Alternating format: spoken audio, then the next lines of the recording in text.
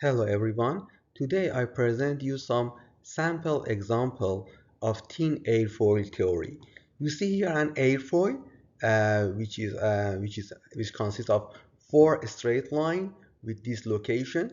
This airfoil usually used in supersonic flow, but as it is a very simple airfoil, we want to consider if it is located and in an incompressible flow which is rotational and with a very low speed of 13 meter per second and alpha of 4 degree, how much is its lift?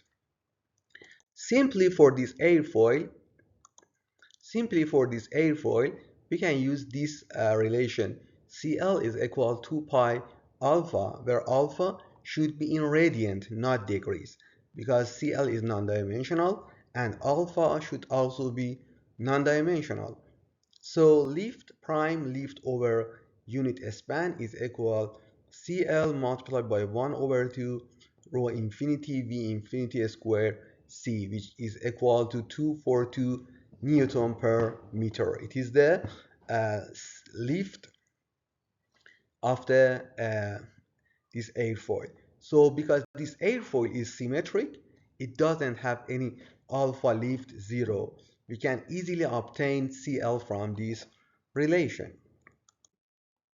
Okay, now consider an airfoil which consists of a circular arc on the top and a straight line on the bottom. Now we are asked to obtain a lift coefficient and the moment coefficient about the leading edge for this airfoil. The first thing that we do, we need the camber profile of this airfoil.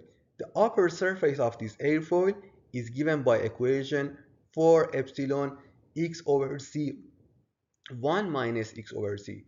So the camber line is given by equation 2 epsilon x over c 1 minus x over c. So we have the camber profile of this airfoil. We compute the slope of the camber. This is the slope of the camber, and then we convert it from Cartesian coordinate to uh, polar coordinate. So this is the d eta c, the camber slope, over dx as a function of theta in polar coordinate. We use this equation. So the first thing, obtain the camber profile. Second, compute the slope of the camber. Third, convert the slope of the camber to the, let's say, uh, polar coordinate. Fourth, okay, so we then should obtain a0 and a1, and if we obtain them from some integral equation that we have for Fourier cosine series coefficient, we obtain a0 and a1 as you see here, and CL is equal to 2 pi 2a0 plus a1. So CL is equal to pi alpha plus epsilon over c. So epsilon over c is the angle of zero lift. This is the angle of zero lift. So the main challenge for airfoils with, let's say, uh, camber line is to obtain the angle of zero lift. And cm0 is equal minus pi over 2 a0 plus a1 minus a2 over 2, which is equal to this equation. Okay, now go to another example as triangular airfoil. We want to obtain the lift coefficient of this triangular airfoil. This triangular airfoil has a camber line. We need to obtain its camber line. The camber line of this uh, as triangular airfoil is equal T over C for X between 0 and C over 2. This region, the camber line is half of this thickness over half of the chord. So it is equal T over C. And the camber line is equal minus T over C for X between 3 over 2 to C. Or we need to have this in terms of polar coordinates. 0 to c over 2 is equal 0 to pi over 2. And c over 2 to c is equal to pi over 2 to pi for theta. So a0 is equal alpha minus 1 over p integral of 0 to p d kc d eta dx d theta. We replace d eta over dx for two sections and obtain the let's say the a0. The a0 is obtained here, which cannot be seen because my picture is there. Now obtain a1. a1 is equal to over pi 0 to pi d eta dx cosine theta 0 d theta 0. We obtain a1, which is equal to 40 over 2 pi c. So cl is equal pi multiplied by 2a0 plus a1 is equal pi multiplied by 2 alpha plus 40 over pi c. So we rearrange it, and CL is equal 2 pi multiplied by alpha plus 2t over pi c, where the latter, this term, is angle of zero lift. So just you need to compute this integral and obtain CL. Also, we obtain A2 from this equation, and we compute Cm leading edge. So your challenge is to write the slope of the camber in terms of, let's say, cylindrical coordinate, and then perform the integration to obtain A2, A1, A0. So Cm around the leading edge is equal minus pi over 2 alpha minus 2t over c. Now let's go to another example. We have three vortices. It is a lumped vortex example.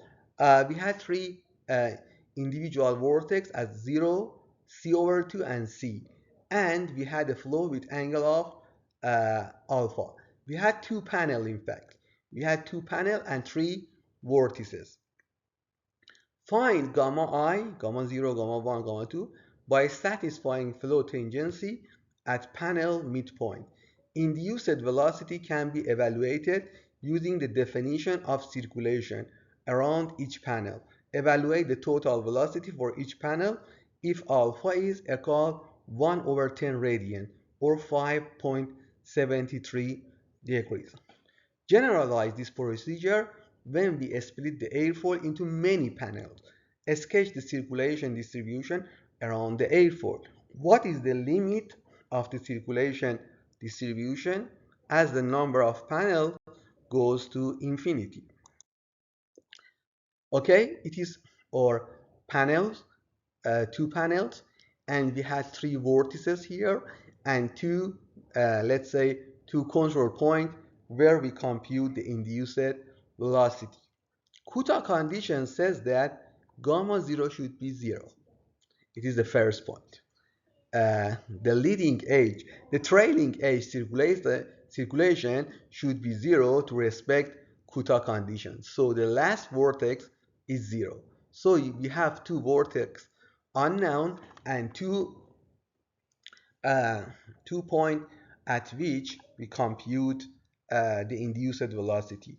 The induced velocity due to gamma 2 at point 1 is minus gamma 2 over 2 pi over c over 4 plus gamma 1 over 2 pi c over 4. From here, we consider one, for example, we consider the clockwise negative. So clockwise induced velocity negative. So velocity at 1 due to this vortex is negative. Velocity at 1 due to this vortex is positive. Plus v infinity alpha, let's say the component of the uniform infinite velocity in the normal direction at point 1. Similarly, at point 2, we had minus gamma 2 over 2 pi 3c over 4 minus gamma 1 2 pi c over 4. See here, it is negative, it is also negative, but the distance of this one is 3c over 4. So we had two equations and two unknowns. Solve them simultaneously and got gamma 2 and gamma 1. Okay? And we know that circulation is integral of u dot dl. Gamma 2, consider here, gamma 2 is equal to u2 multiplied by c over 2. We consider we had one ut in this direction, one ut on the opposite direction on the denominator, on the below the panel, and so this integral is equal to u2 multiplied by c over 2. So u2 is equal gamma 2 over c is equal 3 over 4 v infinity alpha pi. Similarly, u1 for the other panel is equal gamma 1 over c. It is equal 1 over 4 v infinity alpha pi. V total is equal to v infinity cosine alpha, parallel to the plane, plus because normal velocity is 0. Pay attention, normal velocity is 0. So we had only horizontal velocity here.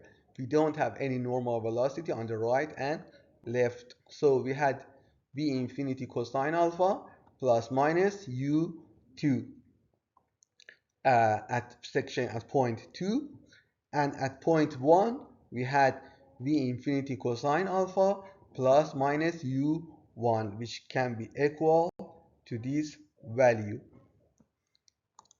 Okay, let's go to another example. First we have a parallel plate, uh, airfoil with a chord length of c, and we had one vortex here which is equal to tau gamma. Its strength is equal to gamma, located at c over 2. And for second, we have this airfoil, which is a cambered airfoil, Both airfoil are subject to V infinity with an angle alpha, and the angle between the velocity induced normal to this camber line with respect to the horizontal is called 2 beta, is equal to 2 beta. The angle here, is 2 beta. Okay, now let's solve this equation. We had one vortex here, and we want to obtain the induced velocity here. The induced velocity comes from, let's say, uh, from this vortex is equal minus gamma over 2 pi r. The distance is c over 2 plus v infinity alpha, the velocity due to a free stream. So the normal velocity due to free stream and vortex at this point is equal to, these two magnitude is equal to 0. Gamma is equal v infinity pi c alpha from this equation. So on the other hand, CL is 2 pi alpha for this airfoil. If the gamma is this value, CL is equal 2 pi alpha. It is clear because it is expected, because this is a plate without any camber lock. And this is an airfoil with camber. This airfoil with camber, the induced velocity, we put one vortex here and one vortex here, because the vortex here, its circulation is 0 because it is a Kuta condition. We put one vortex here and one vortex here. So we compute the induced velocity, we put one vortex here and one vortex here.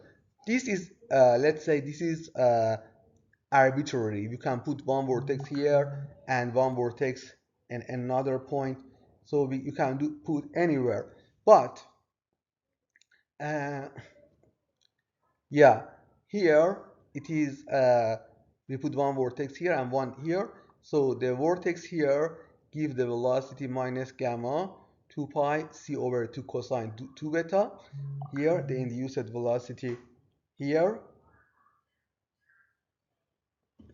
and another let's say induced velocity from this vortex here is equal minus gamma 2 over 2 pi c over 4, and we had cosine 2 beta, this angle, which we can ignore it and say this angle, which we can ignore it and say it is equal to 1, plus v infinity sine alpha plus 2 beta is equal to 0.